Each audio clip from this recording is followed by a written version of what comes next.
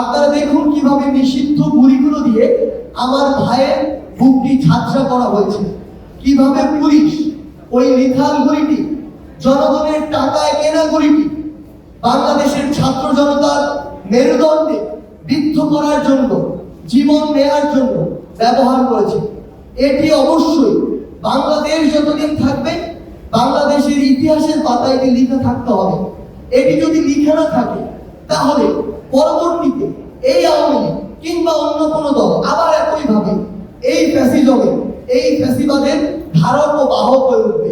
আজ থেকে প্রায় 1 মাস পূর্বে অর্থাৎ 5 আগস্ট আমাদের ছাত্র জনতার যে অভ্যুত্থানটি সংঘটিত হয়েছিল 1971 পরে বাংলাদেশের ইতিহাসে অন্যতম একটি অধ্যায়, যে অধ্যায় দিয়ে 53 বছরের ইতিহাসের একটি পরিবর্তন হয়েছে, কিংবা বলতে পারি যে 16+2 18 বছরের একটি ফ্যাসিজমের যে পট পরিবর্তন এবং পতন সেটি ঘটেছে।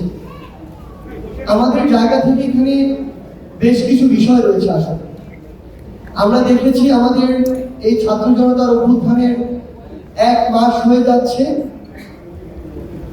আমাদের যে রক্তের দাগ, সেই দাগগুলো কিন্তু এখনো শুকায়।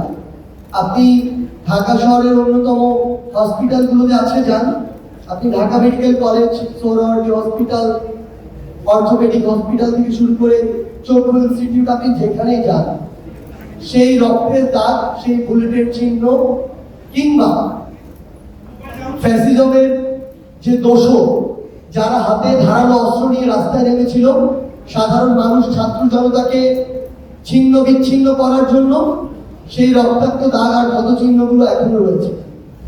এখনো সেই দাগগুলো অনেকে শরীরে নিয়ে রাস্তায় চলছে, কিছুটা সুস্থ হয়ে কিংবা কিছুটা ব্যথা নিয়ে। সেই জায়গা থেকে আমরা মনে করি যে আমাদের এই যে ক্ষত চিহ্নগুলো, এই চিহ্নগুলো আমাদের প্রত্যেকে ধারণ করা উচিত। প্রত্যেকটি মানুষের আলাদা আলাদা একটি ইতিহাস রয়েছে, প্রেক্ষাপট রয়েছে। এই বিগত 2 মাসে একজনের সাথে আসলে আরেকজনের ইতিহাসটি কিংবা অভিজ্ঞতাটা আপনি কখনো এক করতে পারবেন না, কারণ প্রত্যেকে যে ঘটনাগুলো ফেস করেছেন সেগুলো একজনেরটি আরেকজনের থেকে ভিন্ন। সেই জায়গায় আমরা শুধু আন্তর্জাতিক মিডিয়া নয়, দেশীয় মিডিয়া নয়, বরং প্রত্যেককে তাদের জায়গা থেকে আমরা অনুরোধ করব, আপনারা এই ডকুমেন্টেশন গুলো করুন।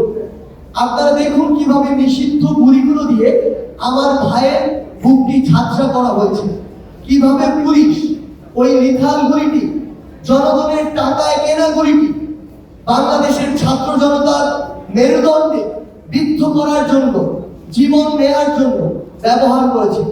এটি অবশ্যই বাংলাদেশ যতদিন থাকবে বাংলাদেশের ইতিহাসের পাতায় লিখে থাকতে হবে। এটি যদি লিখে না থাকে তাহলে পরবর্তীতে এই আওয়ামী লীগ কিংবা অন্য কোনো দল আবার একইভাবে এই ফ্যাসিজমে, এই ফ্যাসিবাদের ধারক ও বাহক হয়ে উঠবে। তাদের এটি জানা থাকা উচিত, মনে রাখা উচিত মানুষ কতটা ঘৃণা ভরে এই ফ্যাসিস্ট সরকারকে প্রত্যাখ্যান করেছিল, কত নির্লজ্জভাবে তারা যখন এই ফ্যাসিবাদটি চালিয়েছিল, মানুষ কিভাবে এই ফ্যাসিবাদের পতন ঘটিয়েছিল। আমরা চাই আপনারা এই ডকুমেন্টেশনটি করুন।